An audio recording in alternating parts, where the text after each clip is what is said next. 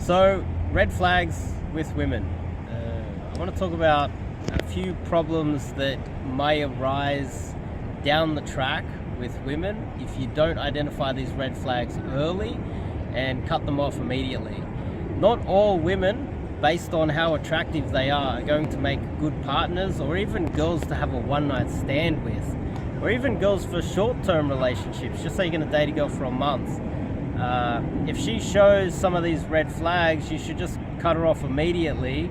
And you should also be aware that if you start dating a girl that shows a lot of red flags early on, you have to be self-aware enough that you might actually get trapped.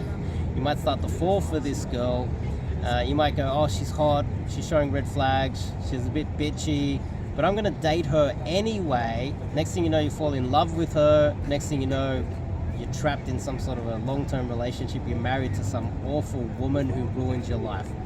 Let's just prevent that by looking out for a few red flags that I think are really important. Before we kick it off, I'm Dave. This channel is dedicated to giving you no BS, novel dating advice from modern man. Top link in the description, check out the website. You can go, I got 300 blog posts in there, I've got over 500 videos here. You can go through all the free material, but then when you're ready and you want to step it up another notch, you're stuck in intermediate purgatory, you want to get out here and do some proper cold approach game in Sydney, Australia. As you can see, this is the Opera House. I'm in Sydney, Australia. Go to the website, fill out the form, do some coaching. So, red flags.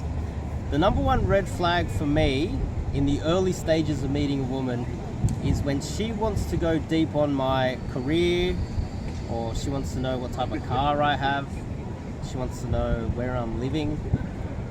Living's not so bad, car's not so bad, but when she wants to go deep on any sort of topic that gives her an understanding, gauge how much money you have in your bank or what's your earning potential, that's a massive red flag. A woman that is socially aware and is not a total nutcase bitch will never start looking deep on your career or trying to gauge how much money you have in the early stages of a relationship. She will spend most of her time trying to get to know you and building rapport with you and seeing if you guys click, there's some sexual tension, whether she could fall in love with you, whether she actually likes you as a person first, before trying to figure out what your earning potential is, what your career is, what type of car you have, how much money you have. Keep in mind, women don't know anything about cars in general. Some do, very rare do. The type of girl that knows something about cars isn't that beautiful girl from Fast and the Furious. She's often some bogan girl that, like, you know, comes from the ghetto and you don't want to date her anyway. And she's probably on drugs, covered in grease. The type of women don't really know anything about cars. What they want to know is what type of car you have so they can Google it, figure out how much money it costs, figure out how much money you got in the bank. They want to find out what career you have so they can Google that career and figure out how much money you have in the bank. If she's trying to size you up financially early on, and that means not just in the first date, that means in the first month, that means even in 6 months of building up some sort of a relationship, drop her fast. Drop, kick that one out. You don't want anything to do with her. She is that's a massive red flag. If a girl, within the first couple of sentences of texting after I've cold approached her, she's like, what is your job? I'm like, excuse me?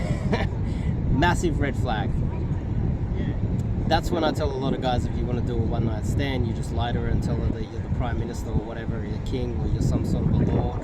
Try to get some, you know, work in finance. Deutsche Bank's one of my favorite ones. And then keep in mind that it's only a short-term thing. You cannot take her seriously. Massive red flag. The second biggest red flag is you're out with her and she treats other people around you with disrespect.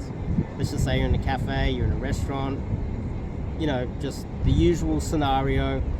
She's rude to the waitress, she's rude to someone working behind a counter, she's rude to hard-working, lower paid, salt of the earth people who are just doing their job, trying to get by, and she's bitchy towards them, she talks down to them, she thinks she's better than them.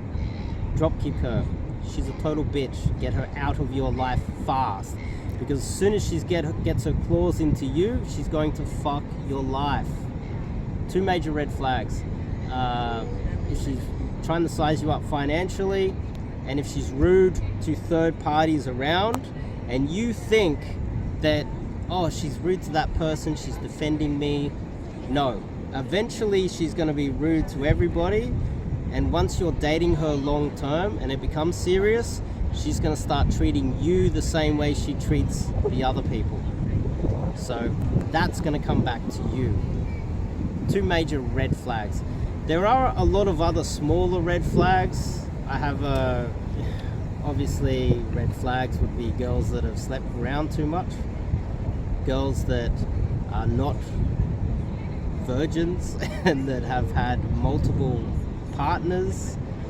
Massive red flags. I would say chastity, innocence, the type of girl that likes to club all the time, the girl that these go hand in hand, which is, does she like to drink a lot? Does she talk about drugs?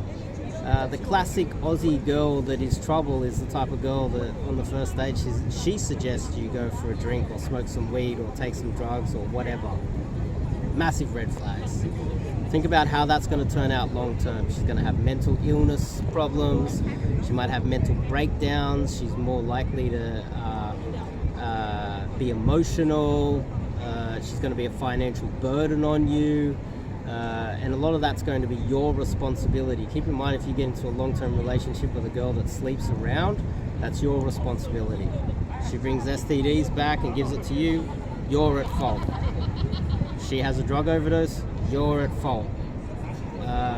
Getting involved in a girl that is like that is only going to be a massive detriment, not only to your relationship, your love life, your financial situation, your mental stability, but your life. I would say drug abuse, anything to do with clubbing too much and sleeping around with other guys. If you get talking and she knows about men, she thinks that she's a relationship expert, that's a girl that's jumped on a lot of sausages. That's one that she knows all the different types of sausages. She's an expert. She's a butcher. She's a legit butcher. You want to avoid those women. So, girl that wants to size you up financially, girl that's rude to third parties, very dangerous. And a girl that's very promiscuous and has some sort of a drug addiction that's innocent, still bad. It's very, very rare that you'll find a girl that is drinking and taking drugs that is a virgin and innocent, because they're the type of girls that end up hanging out with guys that take drugs and drink a lot, sleeps around a lot. Promiscuous girls by themselves, if they're sober all the time, still. Warning signs. If she is more likely to have a large body count, obviously going clubbing, etc., she's less likely to pair bond with you.